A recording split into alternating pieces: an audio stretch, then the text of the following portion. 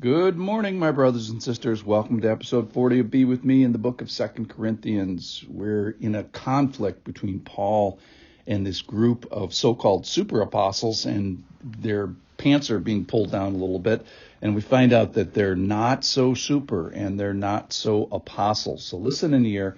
We're going to jump right into Paul's fight with them in this argument. This is from 2 Corinthians chapter 11, verse 5. Indeed, I, Paul, consider that I am not in the least inferior to these super apostles. Let's put that in air quotes, super apostles. Even if I, Paul, am unskilled in speaking, I am not so in knowledge. Indeed, in every way we have made this plain to you in all things. Or did I commit a sin in humbling myself, so that you might be exalted, because I preached God's gospel to you free of charge? I robbed other churches by accepting support from them in order to serve you. And when I was with you and was in need, I did not burden anyone, for the brothers who came from Macedonia supplied my need. So I refrained and will refrain from burdening you in any way. As the truth of Christ is in me, this boasting of mine will not be silenced in the regions of Achaia. And why? Because I do not love you? God knows I do. And what I do, I will continue to do in order to undermine the claim of those who would like to claim that in their boasted mission, they work on the same terms as we do.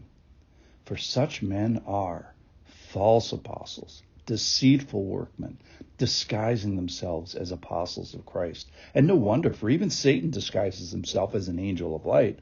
So it is no surprise if his servants also disguise themselves as servants of righteousness. Their end will correspond to their deeds. All right, so there's this, think of, a side A and a side B. We got the super apostles on one side, and they're disguising themselves. They're disguising their form, trying to make themselves more palatable and less inconvenient. My title today is Saying an Inconvenient Truth. So this message of Jesus, even the messengers of Jesus, it's going to be presented in an inconvenient way. And the super apostles are trying to make it as convenient as possible.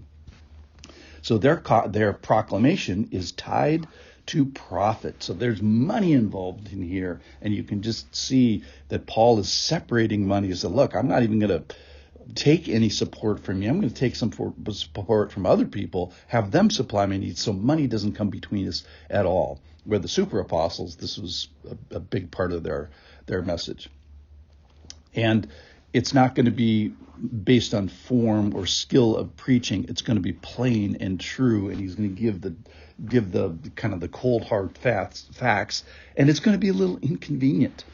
And then the super apostles here, we see that they're deceitful, and that means to be beguiled or swindled or led astray, essentially tricked. So they're going to be trying to trick the people of Corinth.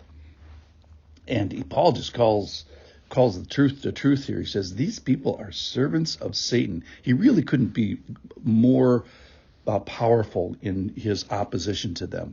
And just like Satan disguises himself as this angel of light, so because bad guys always disguise themselves, these so-called super apostles are disguising themselves as apostles, and they're not apostles. So they're giving this easy and non-controversial and profitable and slick gospel that the itching ears of the Corinthians and everybody else wants to hear. And now Paul is going to say, look, this is the true way to do this. I'm going to approach you humbly, verse 7. I'm going to preach God's gospel to you. And quite honestly, that's going to be a little inconvenient. It's not going to have anything to do with profit. In fact, I'm going to take that off the table. So let's talk about the inconvenience of Christ's message. Well, at its foundation, it involves sin and error and change. Who wants to say, hey, I was wrong? Nobody. Secondly, he's like, okay, well, all right, let's get past step one, which I was wrong. How about the method? Well, can I work my way out? Can I be a nice guy? Can I earn my way out of my salvation? No, inconveniently, you can't. So number one, you're a sinner. That's inconvenient. Number two, you can't work your way out of it. Number three, who brings the message? well, how about the slickest, superest, deceitful, disguised? No. Paul is saying the humble, the truth tellers, the one that's committed to knowledge, the one that's committed to you for the long term. And what's the mechanism? All right, so how do I get out of this problem? Well, it's going to involve something also inconvenient, which is suffering and even death and even sacrifice on a cross and paying a penalty. Like, woo, that is some serious inconvenient business. Paul says, but this is based on love for you. And he says, even God knows that I do love you. And it's done under the watchful eye of God. So God knows everything I'm saying and my motivations behind it. So let's talk about opposition. So I, Paul, am here inconveniently to oppose these people that are masquerading as, true messengers. I'm going to continually make an argument against these deceitful workmen who have beguiled you and led you astray, who have been disguised as servants of the Lord, but really are servants of Satan. All right, so in conclusion, obviously, this truth of Jesus is inconvenient. Well, what is winsome about it? Well, here's the winsome thing about it, is that it's true. It addresses and confronts and fixes the two big problems that you have, which is, what can I do about my sin? And here's the inconvenient thing about it again, is there is no plan B. The whole Old Testament says, well, we're going to give the sacrificial system and it's just not going to work. And it's going to point you finally towards this one permanent, sufficient sacrifice of Jesus. So secondly is, what am I going to do about my death? And there's no plan B with this. Either you go to heaven and be with the Lord or you're not. So when you get to the pointy end of spiritual conviction, do you want these messengers of the so-called super apostles who are giving you, platitudes and convenient truths, which are just not true? Or do you want when you come to the pointy end of your conviction, do you want the message of this humble servant who's given you truth with knowledge, and it just so happens to be inconvenient and uncomfortable?